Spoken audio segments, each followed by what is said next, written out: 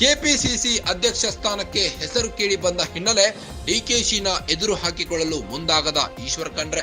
ಸದ್ಯ ಕೆಪಿಸಿಸಿ ಅಧ್ಯಕ್ಷ ಸ್ಥಾನ ಖಾಲಿ ಇಲ್ಲ. ನನ್ನ ಹೆಸರು ಯಾಕೆ ಕೇಳಿ ಬರ್ತಿದೆಯೋ ಗೊತ್ತಿಲ್ಲ. ಪಕ್ಷ ನನ್ನನ್ನ ಗುರುತಿಸಿ ಸಚಿವ ಸ್ಥಾನ ನೀಡಿದೆ.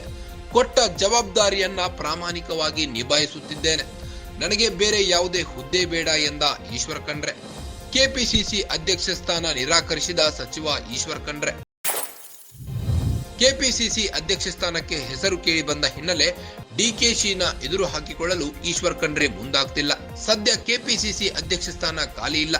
ನನ್ನ ಹೆಸರು ಯಾಕೆ ಕೇಳಿ ಬರ್ತಿದೆಯೋ ಗೊತ್ತಿಲ್ಲ. ಪಕ್ಷ ನನ್ನನ್ನ ಗುರುತಿಸಿ ಸಚಿವ ಸ್ಥಾನ ನೀಡಿದೆ ಎಂದಿದ್ದಾರೆ. ಕೊಟ್ಟ ಜವಾಬ್ದಾರಿಯನ್ನ ಪ್ರಾಮಾಣಿಕವಾಗಿ ನಿಭಾಯಿಸುತ್ತಿದ್ದೇನೆ ಎಂದಿದ್ದಾರೆ. ನನಗೆ ಬೇರೆ ಯಾವುದೇ ಹುದ್ದೆ ಬೇಡ ಎಂದ ಈಶ್ವರ್ ಖಂಡ್ರೆ ಅವರು. ಸಚಿವ ಈಶ್ವರ್ ಖಂಡ್ರೆ ಕೆಪಿಸಿಸಿ ಅಧ್ಯಕ್ಷ ಸ್ಥಾನ ನಿರಾಕರಿಸಿದ್ದಾರೆ.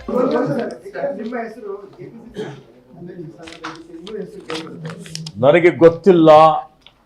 ಇವತ್ತು ನನಗೆ ಪಕ್ಷ ಅರಣ್ಯ ಮತ್ತು ಪರಿಸರ ಇಲಾಖೆ ಸಚಿವದ ಜವಾಬ್ದಾರಿ ಕೊಟ್ಟಿದ್ದಾರೆ. ಪ್ರಾಮಾಣಿಕತೆಯಿಂದ ನಿಭಾಯಿಸ್ತಾ ಇದ್ದೇನೆ.